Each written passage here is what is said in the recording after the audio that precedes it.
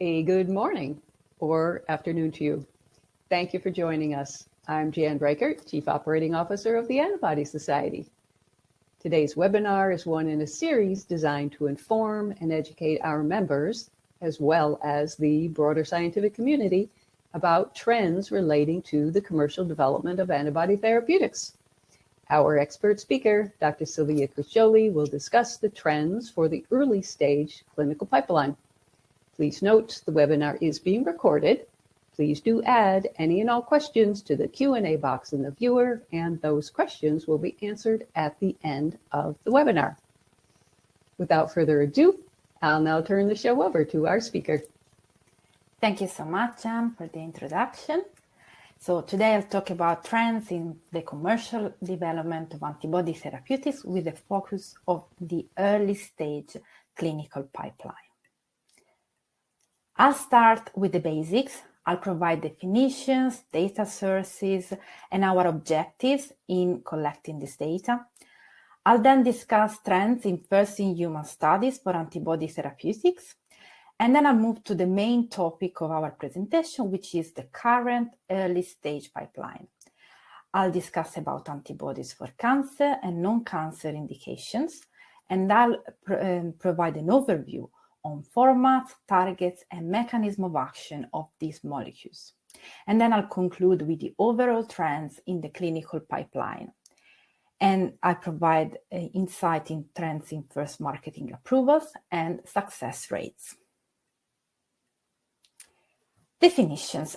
I'd like to provide some definition because this gives me the opportunity to talk to you about our inclusion and exclusion criteria. Specifically to us, an antibody therapeutic is a recombinant protein-based molecule which has at least one antigen binding site that is derived from an antibody gene and that is evaluated as a therapeutic. So this excludes all the polyclonal antibodies from a natural source, antibody encoding DNA because it's not a protein, Fc only Fc fusion proteins because they only have the Fc portion of the antibody and not an antigen binding site, and everything that is just meant for diagnostics. Also, we are interested in commercial development, so we are interested in molecules developed by public or private for-profit entities. And we are interested in innovation, so we only consider molecules which are unique in composition of matter. So this excludes all the biosimilars. And also, in our analysis, we count each molecule only once.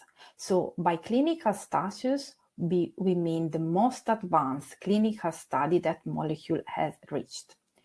And for each molecule, we will talk about first in human studies and first approval, which excludes all the second and third, etc.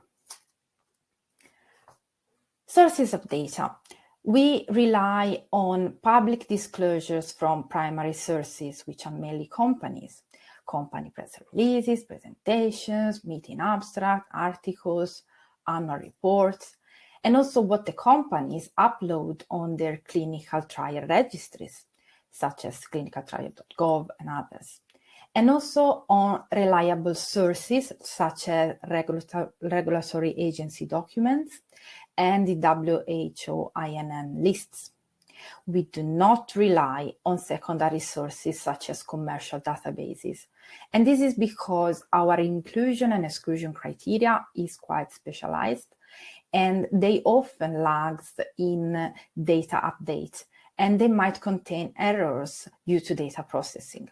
This is the reason why we have built our own database.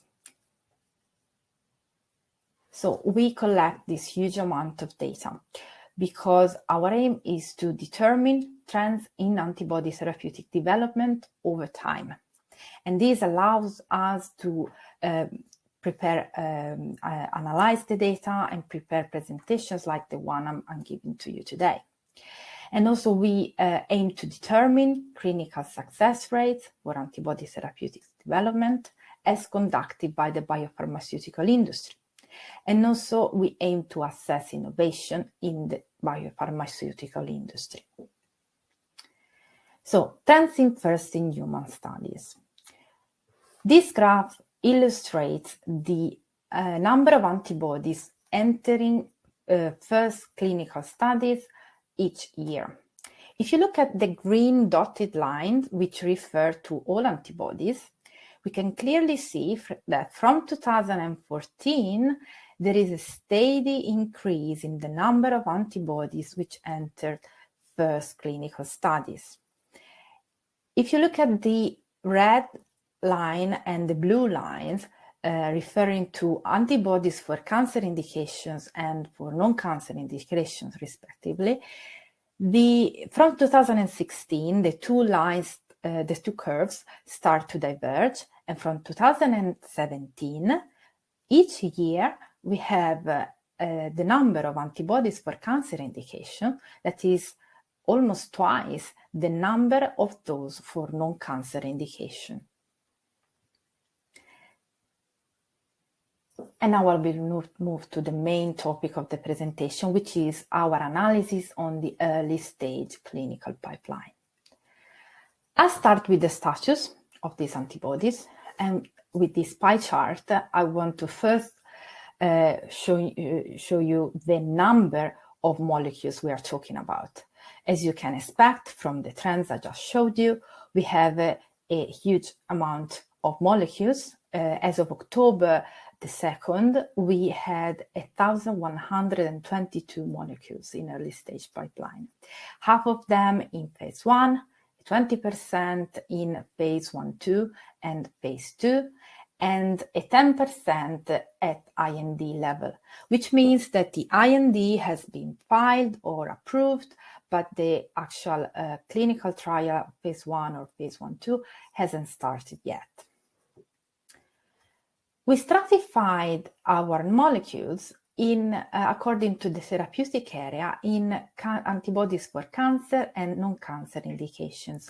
And as you can expect from the trends I just showed you, especially those of the recent few years, the number of antibodies for cancer indications is 2 times that for non-cancer indication. Also of note here, we have 4 molecules for which we couldn't assign a therapeutic area, and this is because these are molecules at IND stage, and sometimes companies do not release the therapeutic area at this stage. So we had to exclude them from our analysis. If you look at the status in these 2 groups, we can clearly notice that there is a difference in the proportion of molecules in phase 1-2 and phase 2. In the cancer group, we have more molecules in phase 1-2, 25% versus 9% in the non-cancer group, and 12% of molecules in phase 2 versus 35% in the non-cancer group. And these suggest that molecules for cancer indications are more likely to directly enter phase 1-2 study and assess both safety and efficacy compared to those for non-cancer indications.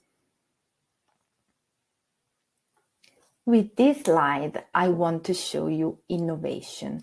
And this is our analysis on the proportion of unique targets in the 2 groups, antibodies for cancer indications and for non-cancer indications. By unique targets, we mean targets towards which there are no antibodies in late-stage regulatory review or approved. And interestingly, the proportion is very similar in cancer and non-cancer group, and is 59-60%, which means that the biopharmaceutical industry is engaging in innovative R&D. And now I'll focus on antibodies for cancer indications. We have stratified the molecules according to their format. Most of them are monospecifics, but now 1/3 of them are multispecifics. And then we have an 8% of immunoconjugates, which can be monospecific or multispecific, but we kept them as a separate category. And now I will provide you some information of these three groups, starting from the monospecifics. Here I'm providing an overview on the targets. I'm showing you a bar chart with the top 20 targets in terms of frequency. With the arrows, I'm indicating the unique targets. And I would like to spend a few words on the most frequent target, which is Claudin 18.2. And according to our definition of unique target, is not unique. But this is just because there is one antibody in regulatory review in Japan. But we have 28 antibodies in early stage pipeline. So I would say that this is a rather unique target.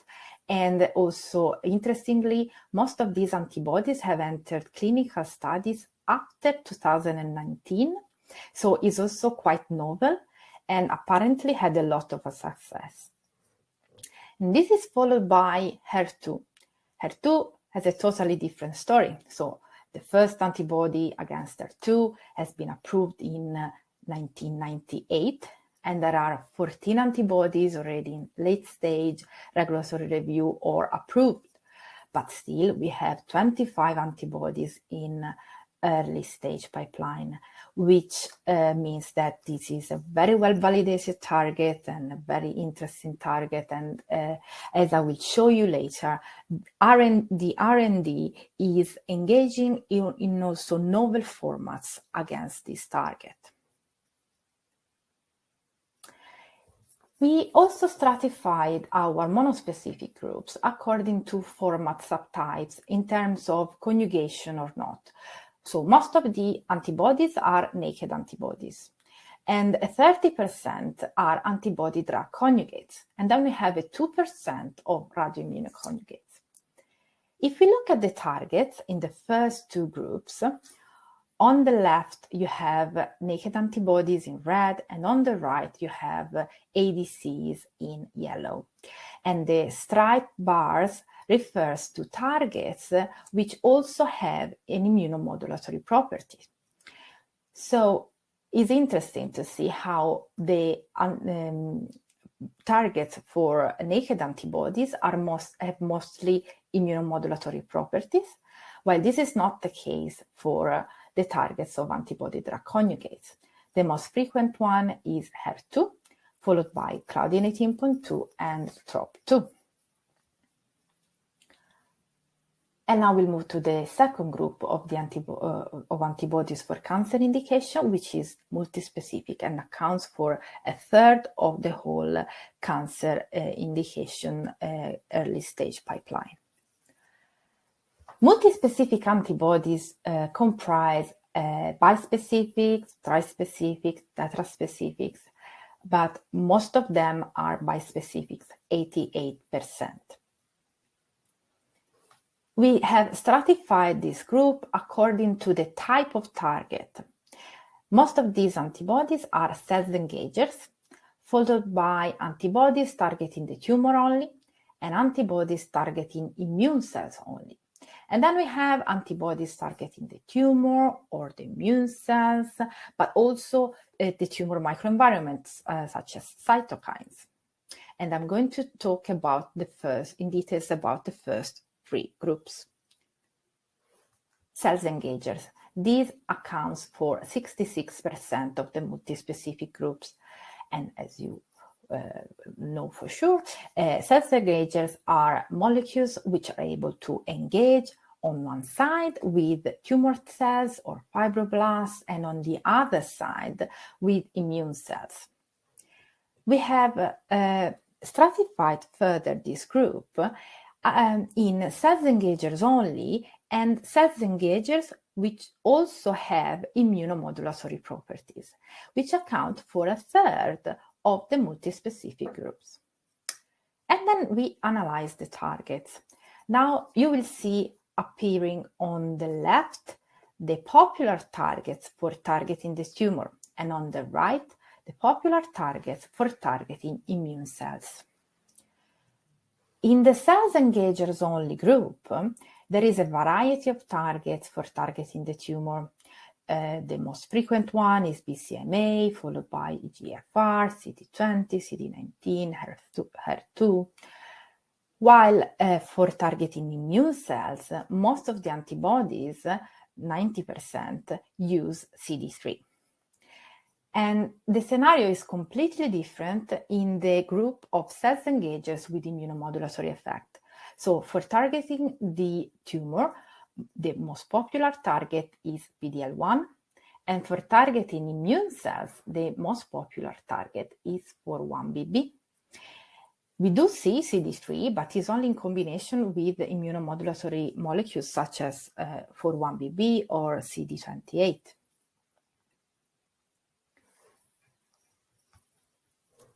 And now I'll move to the second group of multispecific antibodies, antibodies targeting the tumor only. This accounts for 17% of the multispecific group. We have done the same type of analysis. So we have stratified the molecules in antibodies only targeting the tumor and antibodies targeting the tumor, but also with immunomodulatory effect. And then we have analyzed the targets in the two groups. In the tumor-only group, the most frequent combination of targets is c-Met and EGFR, followed by HER2 only and c-Met only, but these are multispecific. So these are biparatopic antibodies targeting different epitopes on the same antigen. In the group with immunomodulatory effect, this scenario is different. So we have combinations of targets all involving CD47, and the most frequent one is PD-L1 and CD47. And as a reminder, CD47 is a molecule that if you block it, you abrogate the don't eat me signal. Going back to the in the tumor-only group, if we stratify by format subtype in terms of conjugation or not, we can see that a third of these molecules are antibody-drug conjugates.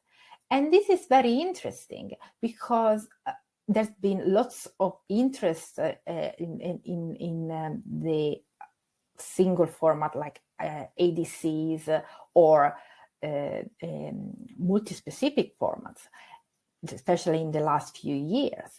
And now we start to see a combinations of these two formats. So we have ADCs, which are multispecifics.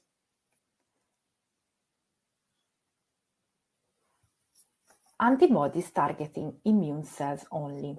These account for 10% of the multispecific groups.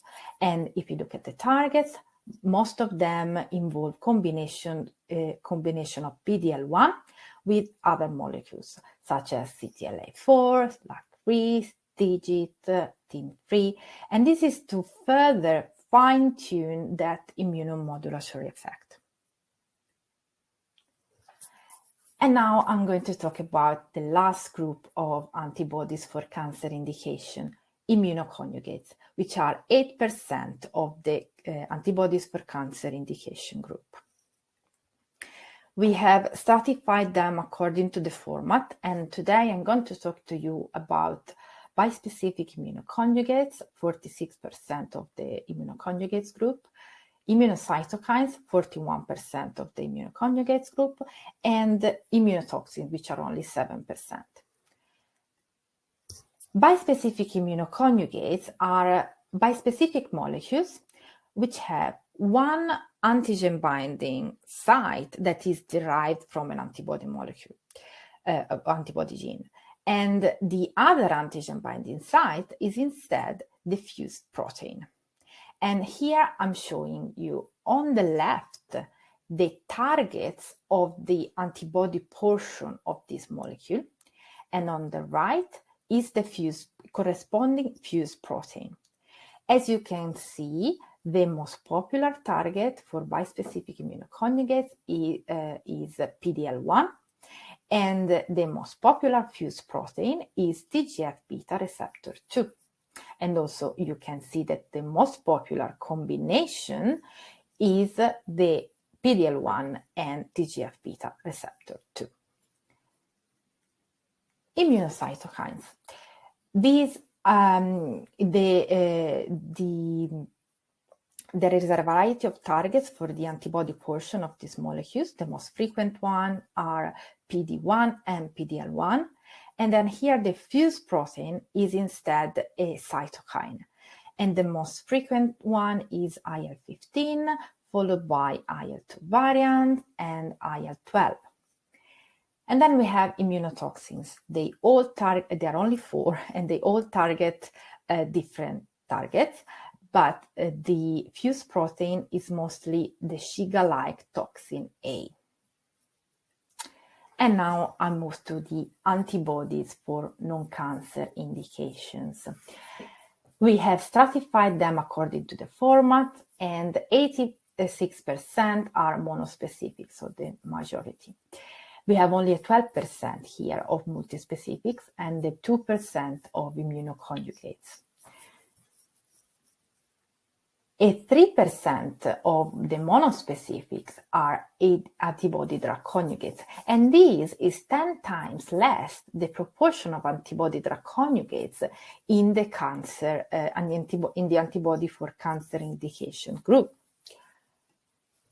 Then this is a very heterogeneous group, so we have stratified these molecules according to the primary therapeutic area. So almost half of these antibodies are for immune-mediated and inflammatory disorders, 46%, followed by infectious diseases, cardiovascular hemostasis, neurological disorders, ophthalmic disorders, metabolic disorders, respiratory disease, muscular disorders, skeletal disorders, and other. By other, we mean 2 molecules which couldn't really fit in any of the other categories, because one is for contraception and the other one is for methamphetamine intoxication. So this is to show you the variety of therapeutic area you can study and repurpose antibodies to. And what I'm going to do now is I'm going to give you some details about the first 2 groups and some of the other groups. Immune-mediated and inflammatory disorders. These account for 46% of the antibodies for non-cancer indication. And we have stratified them by mechanism of action. Most of these antibodies, 58%, act via blocking cytokine or chemokine or alarmin or TLR signaling. Then we have a 6% of antibodies with for immune cell depletion. 4% are checkpoint agonist. 3% block CD40 ligand pathway. A 2% block OX40 ligand pathway, and another 2% block immune cell recruitment to specific area of the body, for example, the brain, for the treatment of multiple sclerosis. Infectious disease. This accounts for 15% of the non-cancer group. And I'm providing you an overview on the target pathogens. Of note, we consider in this group only antibodies that directly target the pathogen or the host receptor for the pathogen. We do not include here antibodies which are meant to ameliorate the symptoms of the pathogen infection. These are mainly included in the immune-mediated inflammatory disorders group. So the most frequent target pathogen is HIV, followed by SARS-CoV-2 and HPV. And if you're wondering why there are still some antibodies against SARS-CoV-2 in early stage development, this is because they mostly they are meant for a specific target of population, which usually can't have the vaccine. Neurological disorders. These are 12% of the non-cancer group. We have stratified them by indication.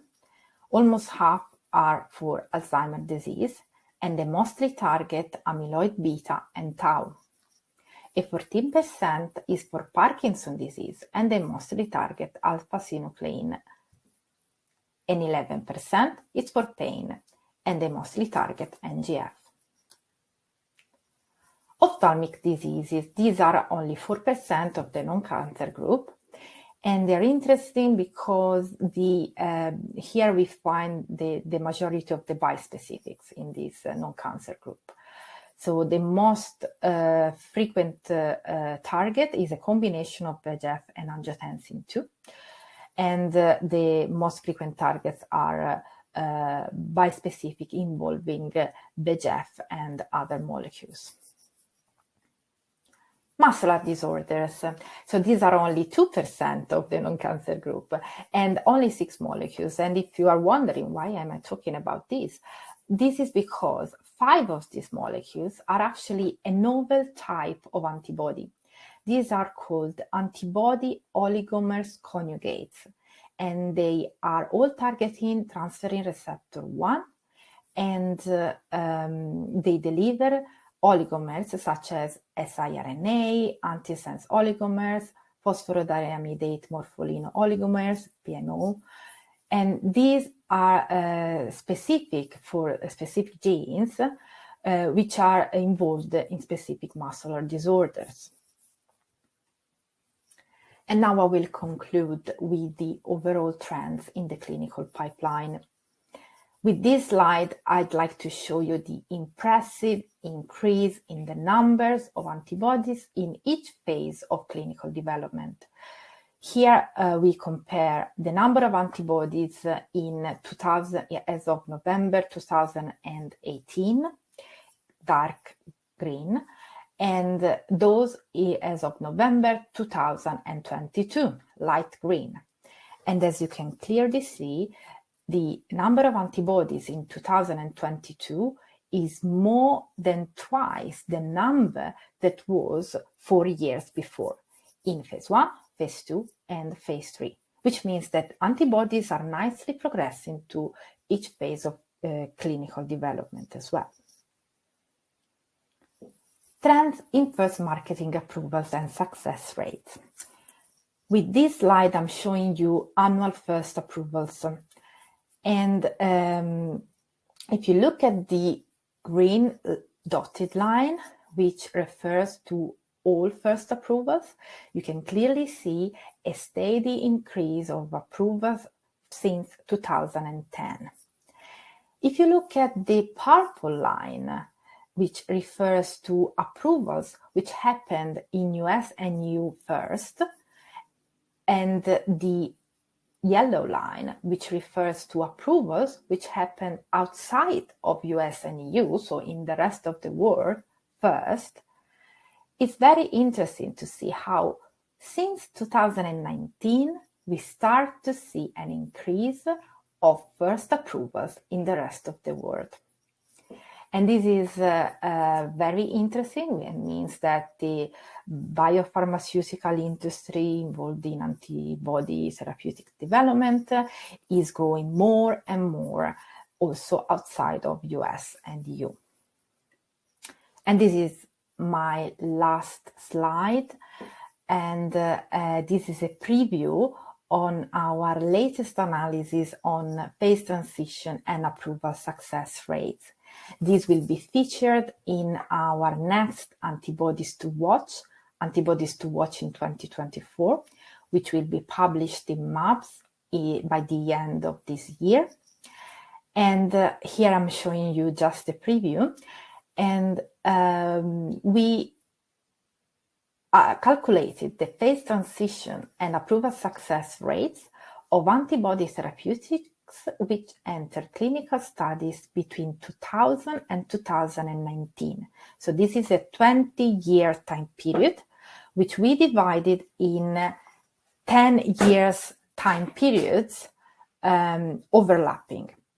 As you can see from the key on the right, we have antibodies which enter clinical studies between 2000 and 2009, between 2005 and 2014, and 2010 and 2019.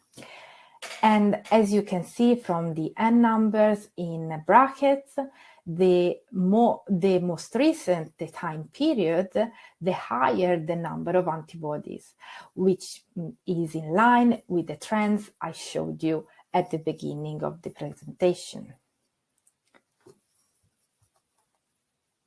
And if we look at the antibodies which entered clinical studies in the 10-year time period after 2010, and we compare it with those which entered in the 10 years before 2010, except for phase 1 to 2, there is an increase in phase transition from phase 1 to phase 3 to marketing approval, and marketing approval to approval, which then translated in an increase of approval success rates, both globally from 20 to 30%, and in EU and US only from 19 to 28%. And these are my key messages. I hope I convinced you that the antibody therapeutics are entering clinical studies in increased numbers recently, especially those for cancer indications. Also, the biopharmaceutical industry is engaging in innovative R&D. And antibodies for cancer indications are mainly monospecifics, but a third are multispecific now. Most of the monospecifics are naked antibodies with immunomodulatory properties, and a third of the monospecifics are antibody-drug conjugates. Also, most of the multispecifics are cell engagers, and of these, a third have immunomodulatory properties. Of the antibodies for non-cancer indications, the majority are monospecifics, only 12% are multispecifics, and the majority are for immune-mediated and inflammatory disorders, but I showed you the huge variety of therapeutic area in this group. Also, trends show that antibodies are also progressing through each phase of clinical development, are being approved in increased numbers recently. And also from our analysis of success rates, phase transition and approval success rates, we can say that the antibodies which enter clinical studies after 2010, in the 10 years after 2010, compared to those who have an increased success rate compared to those who enter in the time period before. However, I wanted to mention it earlier. This group is the group with most uncertainty, because the proportion of molecules with unknown fate is the highest. We have a 40% of molecules which are still in active development. So as the fates of these molecules will be determined over time, this phase transition might change. And I would like to thank you, my colleague, Dr. Janis Reicher, Chief Operating Officer of the Antibody Society and Editor-in-Chief of MABS, and the Antibody Society and their corporate sponsors. Also, please join the Antibody Society to keep up to date. And if you're interested in the early stage pipeline, do consider becoming our corporate sponsor. We send our updated data set quarterly. Also, we are preparing the database, which will include all the data we have collected and we keep collecting on antibody therapeutics clinical pipeline, which will be available for our corporate sponsors.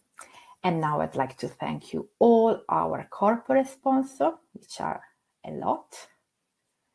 And I would like to thank you all for your attention, and I'm happy to answer any questions.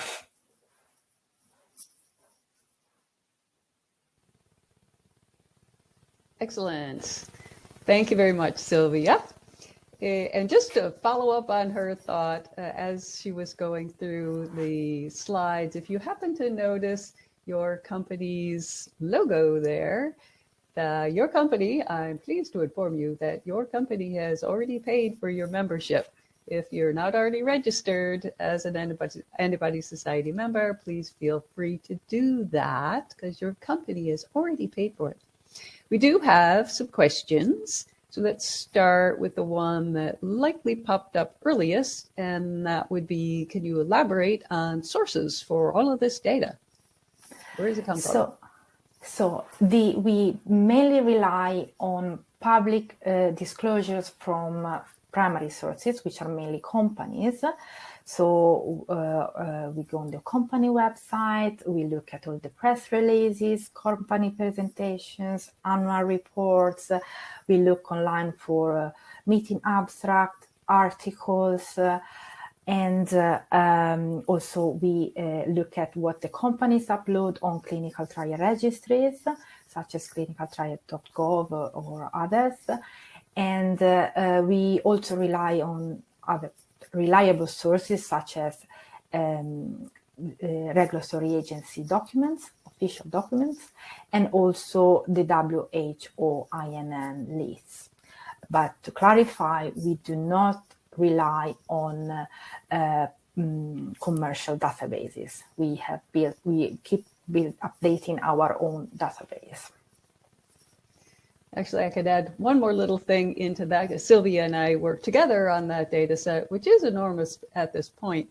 And I do want to remark that in the recent years, the past 4 or 5 years certainly, we have needed to be more proactive, shall I say, about going to the website of the Chinese regulatory agency and to track the clinical studies that are on Chinese clinical trials registries. So there's a lot of activity going on in China at the moment. And I would say over the course of the past 4 or 5 years-ish, the pipeline has gone from only having a few antibodies from Chinese companies to it being, I would say, about a third of antibodies that are coming from Chinese companies are comprise the pipeline, 1/3 and then 2/3 everybody else.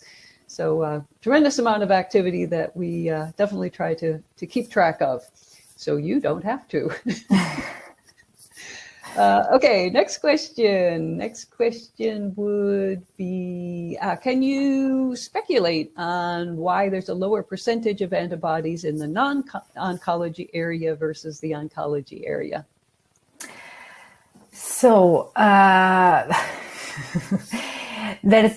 lately there's been a huge like an explosion of antibodies entering clinical studies for immune checkpoint inhibitors. I think since they appeared in the research and development field, and people started to see how successful they were, there's been a lot of interest and lots of people are working on them and also building up on them. So using them in different formats and finding novel immunomodulatory molecules, not only PD-1 and PD-L1, we have lots of them now. And I think that's one of the main things that happened when the two curves started to diverge. I agree with you there. There's an awful lot of anti-PD-1s, anti-PD-L1s in that data set. Next question, which is right in your area of expertise, and that is, have you, or is there a way to, classify the therapeutic antibodies based on their FC biology? Yes, of course.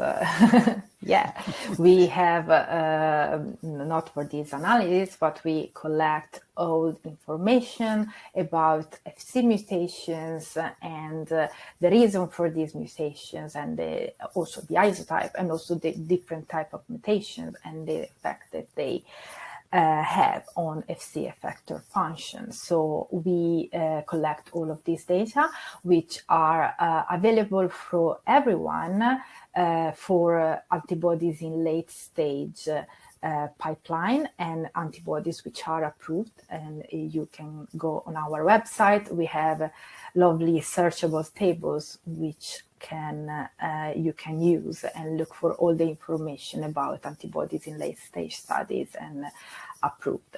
We keep collecting this information also for antibodies in early stage, but this is not exhaustive because when molecules are in phase 1, sometimes there are not so many information available yet. So the more they progress into clinical development, the more information are disclosed. And so yes, we are very confident on our data on the late stage pipeline, but you will see this information also if you are a corporate sponsor in our early stage pipeline data set.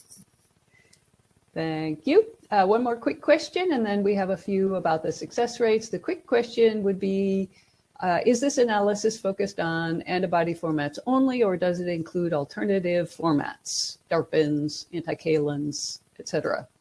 We consider, so for us, an antibody therapeutic is considered a molecules, which is a protein-based molecules, which has at least one antigen binding site that is derived from an antibody gene. And so whatever molecules which has an antigen binding site derived from an antibody gene of any format is considered. We do not consider anything else, things that are not this, that did not fall in this category.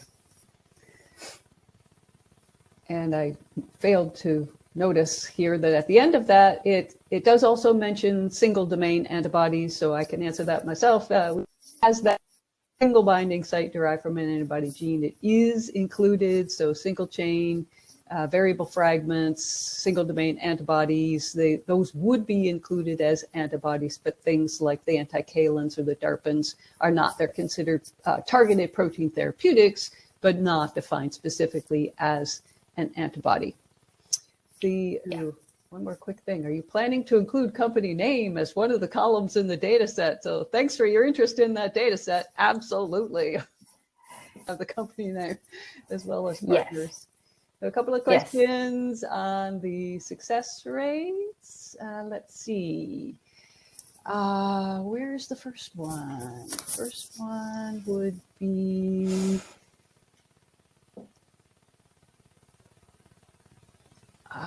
what contributed to the higher success rate for the more recent time period?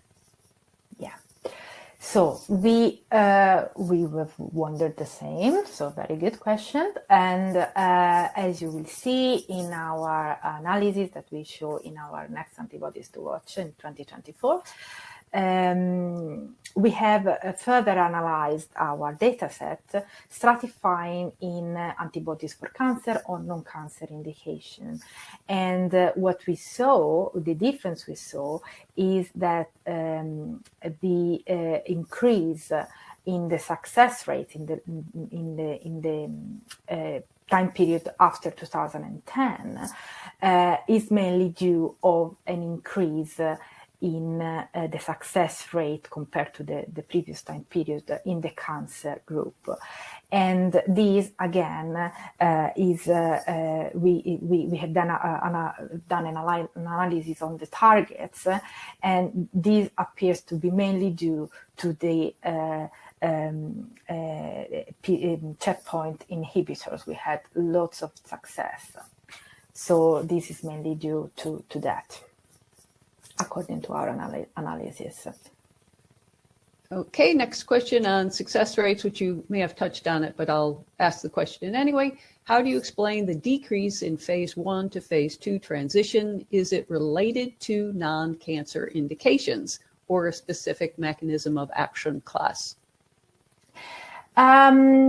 We looked into that, and I don't think there's a difference in the cancer and non-cancer indications group between in the phase 1 to phase 2. But you will hear more in when we will publish the paper, and maybe we'll do more analysis on that. Yeah, and also bear in mind that, as Sylvia mentioned earlier, the number of molecules for which we do not have a known fate is much larger in that larger time period. So I would not be terribly concerned about relatively small-ish differences in the success rates between the different periods and comparing the more recent one to previous ones, because there's just a certain degree of uncertainty that we will not be able to address until we actually know what happens to those molecules. We are tracking the molecules in real time. We are watching what goes on every single day, believe me. I do. And the data set itself is over 10 years old. We really we've been at this for a while. The next question would be about success rates by format. Yes, it's a very interesting question, and we are planning on preparing an article only based on success rate, where we will analyze success rates, stratifying our antibodies by formats, by targets, and do lots more analysis. Yes, it's a thing we are going to look into. Next question again on success rates. I'm just reading through it kind of quickly. It's a longish one regarding the approval success rates of clinical trials. Is that due to the recent antibodies that are targeting highly verified molecules such as HER2, so well-validated targets like HER2, PD-1, or the antibodies targeting new molecules also showing an increase in success rates due to the improvement of understanding of the disease and signaling pathways? Probably a combination of both. Exactly, but it's definitely a thing we are going to look into to answer this question, which is a very interesting question. But definitely when we did our target analysis for the antibodies to watch in 2024, the main targets responsible for this increasing success rate were actually PD-1, PD-L1, and HER2. Next question. So let me just point out, there are many different ways of stratifying this data. We've taken a first pass at it. We are, in due time, going to do a standalone paper on success rates where we'll really delve into hopefully very fine detail. The next one is very fine detail. Will you consider adding what animals were used in immunization? There are many new antibodies from sources other than mice, and that is absolutely true. There's been a big uptick in antibodies coming from, or VHH antibodies, so coming from llamas, alpacas, but as well as rabbits, chickens, hamsters. Yeah. We do have this information in our data set. We have the origin of the sequence. So, yeah, we keep track of that, and we might consider studying this for the success rate. That is a very fine detail. Yeah, very. So it takes a while to dive into that, because I think, what was it, over 1,000 molecules in the early stage pipeline, and again, to emphasize the information about where they came from, how they are derived, is commonly not known. So exactly. it can be quite difficult to try to do an analysis based on stratification for data where you only have part of the data. You can't really say too much about that particular variable. Exactly. And let me just take a quick look through, but I think we got to all of the questions. I'll give the going, gone talk. I don't see any more questions coming in. So thank you, Sylvia, very much for Thank you, Jan. all of your work on the data set. It's incredibly time consuming to do this kind of work. Don't I know it? And this fabulous analysis, very well done, very well presented. I thank you very much for that. Thank you, Jan. And so, in concluding, I thank Dr. Kisholi for providing these insights and the trends in the early stage clinical pipeline of antibody therapeutics developed by companies. I also thank you for attending and being with us today for this webinar. An on-demand version will be available within a day. I will send a link to it via email to everyone who registered. So please do feel free to watch this or any of our on-demand webinars when it's convenient. Thanks again and have a great rest of your day.